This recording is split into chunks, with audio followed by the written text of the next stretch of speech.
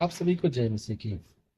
Bible के बहुत बड़ा रहस्य ये है कि हनोक जो था बिना मरे स्वर्ग कैसे चला गया। आइए देखते हैं इस वीडियो को पूरा कि हनोक बिना मरे परमेश्वर ने उसको डायरेक्ट स्वर्ग क्यों उठा लिया और इसका रहस्य क्या है।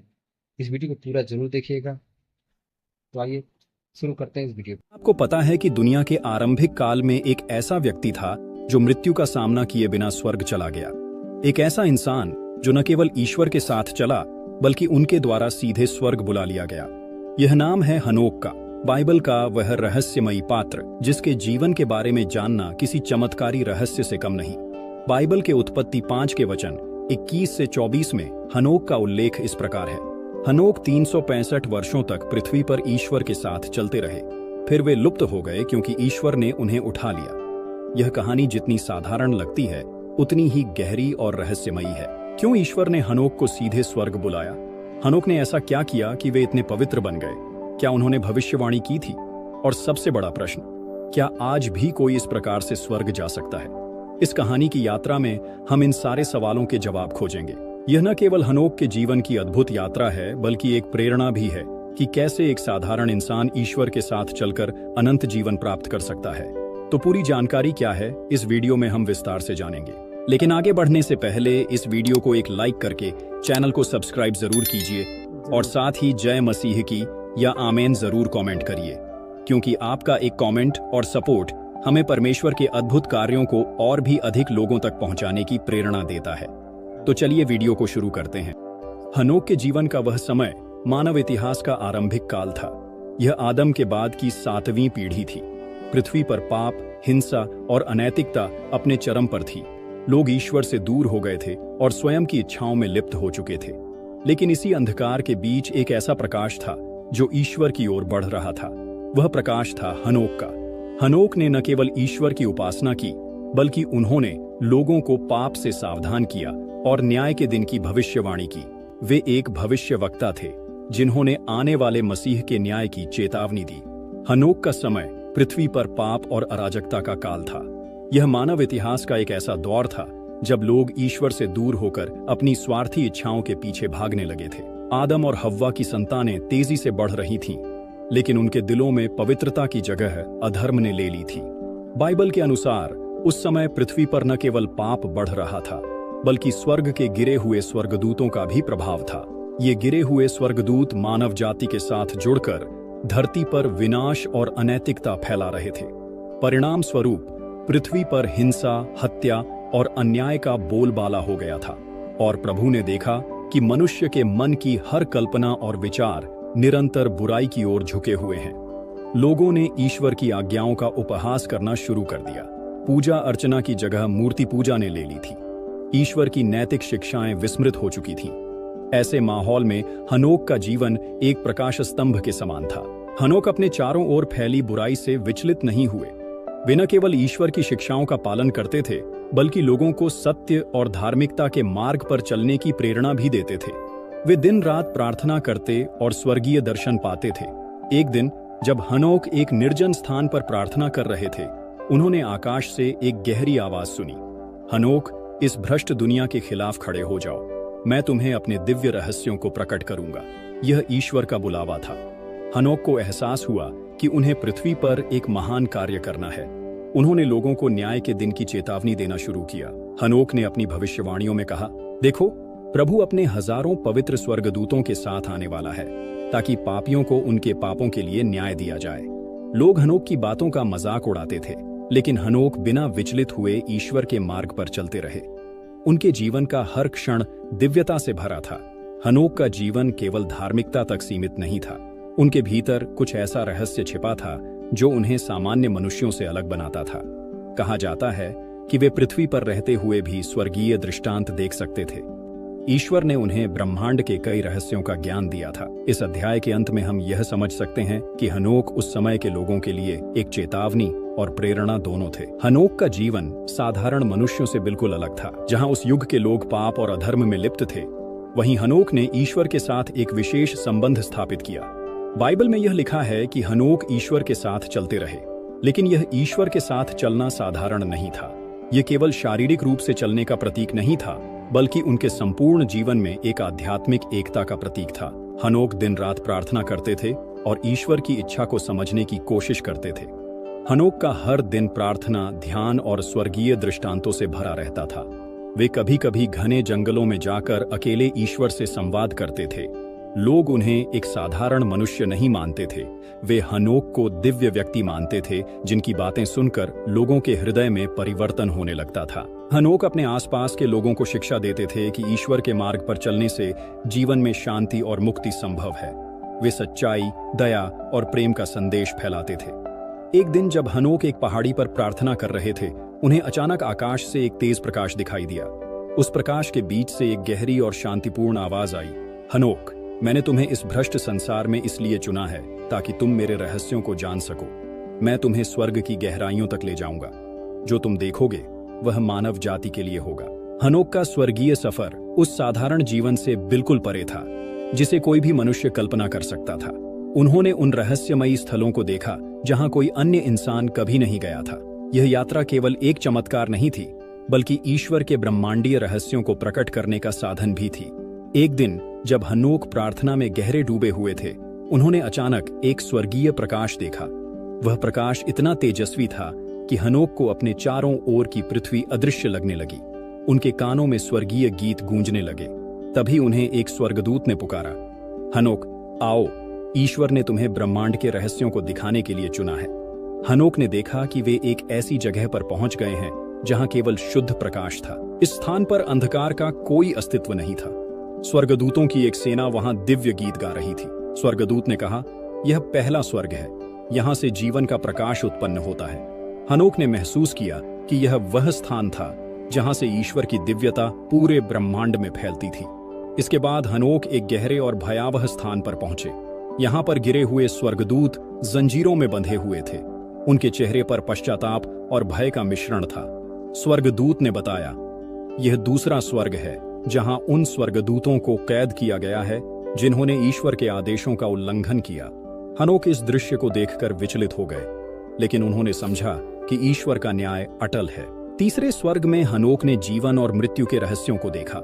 वहां पर विशाल वृक्ष थे जिनसे अनंत जीवन का रस टपक रहा था। स्वर्गदूत ने कहा, यह जीवन का वृक्ष है, जो इसके फल को ग्रहण करता है वह अनंत काल तक जीवित रहता है। हनोक ने यहाँ ईश्वर की असीम करुणा का अनुभव किया। चौथे और पांचवें स्वर्ग में हनोक ने देखा कि सूर्य, चंद्रमा और तारे अपने निर्धारित मार्ग पर चल रहे हैं। उन्हें यह भी बताया गया कि ईश्वर ने इन खगोलीय पिंडों को पूरी मानवता के लिए समय और मौसम निर्धारित करने का कार्य सौंपा है। छठवें स्वर्ग में हनोक ने देखा कि स्वर्गदूत न्याय के दिन के लिए तैयारियां कर रहे हैं। बड़े बड़े स्वर्गीय पुस्तकालयों में मानव जाति के कर्मों का लेखा जोखा रखा जा रहा था। स्वर्गदूत ने कहा, हर व्यक्ति के कर्म यहाँ लिखे जाते हैं, न्याय का दिन अवश्य आएगा। अंत में हनोक सातवें स्वर्ग में पहुंचे। यहाँ उन्होंने स्वयं ईश्वर के सिंहासन को देखा, जहाँ असीम प्रकाश और दिव्यता का प्रवाह था। स्वर्गदूत, महादूत और पवित्र आत्माएं ईश्वर की स्तुति कर रही थीं। हनोक ने अपने हृदय में असीम शांति का अनुभव किया। यह वह क्षण था जब उन्हें समझ में आया कि उनका जीवन केवल पृथ्वी तक सीमित नहीं था। ईश्वर ने हनोक से कहा, तुमने मेरे साथ चलकर सत्य और न्याय का मार्ग चुना है। मैं तुम्हें अपने रहस्यों का ज्ञान दे रहा हूं ताकि तुम इसे मानव जाति के लिए प्रकट कर सको। इस अद्भुत यात्रा के बाद हनोक को यह समझ में आ गया कि उन्हें पृथ्वी पर वापस जाकर आने वाले न्याय और ईश्वर के राज्य की भविष्यवाणी करनी है। हनोक के स्वर्गीय दर्शन के बाद उनका जीवन पूरी तरह बदल चुका था। अब वे न केवल ईश्वर के निकट थे, बल्कि उन्हें ब्रह्मांड के गहरे रहस्यों का ज्ञान भी प्राप्त हो चुका था। स्वर्ग से लौटने के बाद हनोक को यह जिम्मेदारी दी गई थी कि वे पृथ्वी के लोगों को आने वाले न्याय और ईश्वर की इच्छा के बारे में चेतावनी दें। हनोक ने देखा था कि पृथ्वी पर पाप और अधर्म बढ़ता जा रहा है। मनुष्य अपने स्वार्थ, हिंसा और अनैतिकता में इतना डूब चुका था कि ईश्वर के आदेशों को पूरी तरह से भुला बैठा था। इस कारण न्याय का दिन नजदीक था। हनोक ने लोगों के बीच खड़े होकर कहा, देखो, प्रभु अपने हजारों पवित्र स्वर्गदूतों के साथ आने वाला है ताकि सब पापियों को उनके कुकर्मों के लिए न्याय दिया जाए। यह भविष्यवाणी स्पष्ट रूप से उस अंतिम दिन की ओर इशारा करती थी जब ईश्वर समस्त संसार का न्याय करेंगे। लोग हनोक की इस चेतावनी को सुनकर हंसते थे। वे उन्हें एक सनकी और पागल व्यक्ति मानते थे, लेकिन हनोक जानते थे कि वे ईश्वर के संदेशवाहक हैं।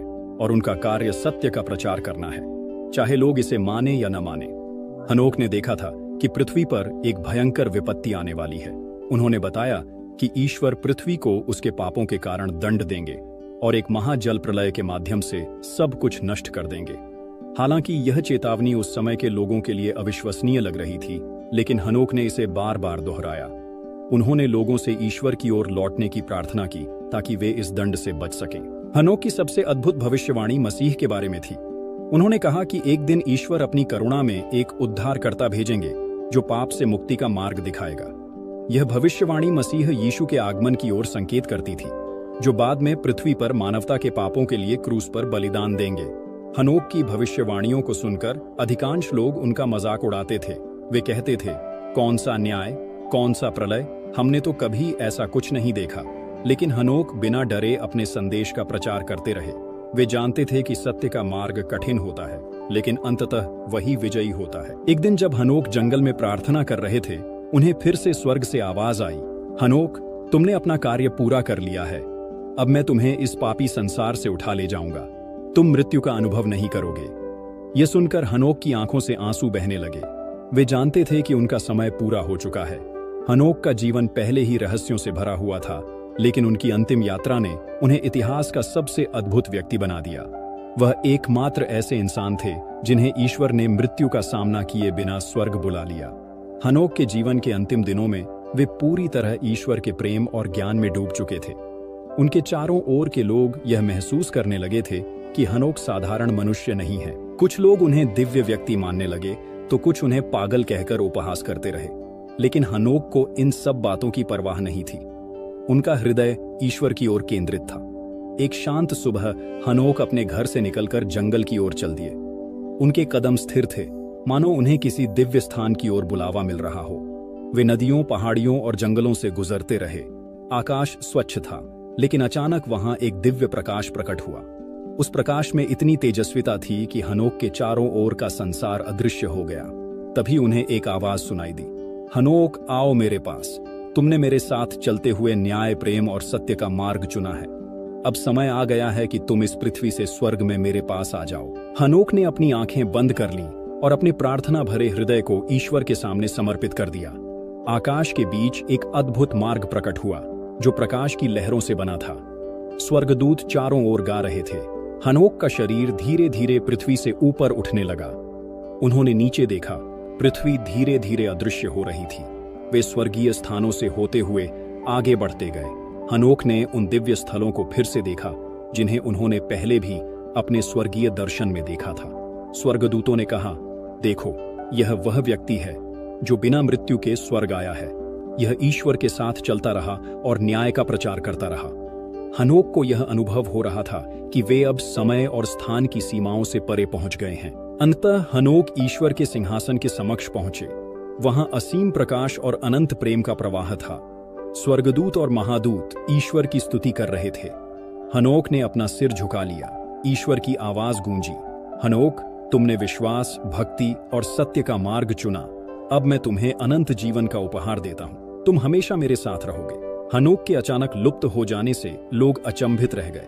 वे उन्हें हर जगह खोजते रहे, लेकिन हनोक कहीं नहीं मिले। तब लोगों को समझ में आया कि हनोक को ईश्वर ने स्वर्ग बुला लिया है।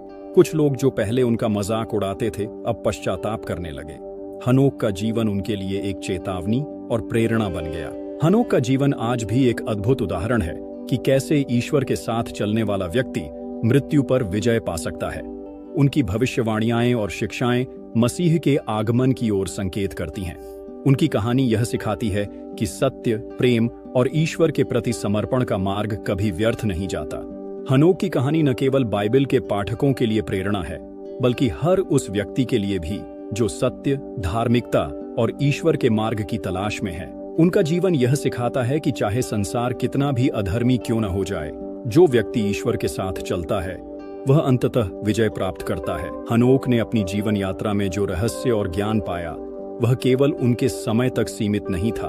उनकी शिक्षाएं आज भी हमारे लिए उतनी ही महत्वपूर्ण है। हनोक ने अपने जीवन का हर क्षण ईश्वर की इच्छा के अनुसार जिया। वे पाप और अधर्म से घिरे संसार में भी ईश्वर के मार्ग पर चलते रहे। आज के जीवन में भी जब नैतिकता का पतन होता दिखता है, तब हनोक की यह शिक्षा हमें प्रेरणा देती है कि हम सत्य और धार्मिकता का पालन करें, भले ही संसार हमारे खिलाफ क्यों न हो जाए। हनोक का जीवन प्रार्थना और ध्यान का प्रतीक था। उनके गहरे आध्यात्मिक अनुभवों का आधार उनका ईश्वर से सीधा संवाद था। तेज रफ्तार और तनावपूर्ण जीवन में हनोक की यह शिक्षा महत्वपूर्ण है। प्रार्थना और ध्यान के माध्यम से हम शांति पा सकते हैं और ईश्वर के निकट आ सकते हैं। हनोक ने आने वाले प्रलय और न्याय के दिन की भविष्यवाणी की थी। उन्होंने यह स्पष्ट किया कि ईश्वर का न्याय अटल है। हनोक की यह शिक्षा हमें याद दिलाती है कि हर व्यक्ति के कर्मों का लेखा जोखा होता है। हमें अपने जीवन में सत्य, प्रेम और दया का अभ्यास करना चाहिए। हनोक का स्वर्गारोहण यह दर्शाता है कि जो व्यक्ति पूरी निष्ठा से ईश्वर के मार्ग पर चलता है, वह मृत्यु पर भी विजय पा सकता है। यह शिक्षा हमें आत्मिक उन्नति की प्रेरणा देती है। ईश्वर पर विश्वास और उनके साथ चलने से आत्मा को अनंत जीवन का अनुभव हो सकता है। हनोक की भविष्यवाणी मसीह के आगमन की ओर संकेत करती है। मसीह का प्रेम, बलिदान और उद्धार का संदेश आज भी हनोक की चेतावनी को प्रासंगिक बनाता है। हनोक की कहानी एक रहस्यमयी, प्रेरणादायक और शिक्षाप्रद यात्रा है, जो हमें ईश्वर के साथ जीवन जीने का महत्व सिखाती है।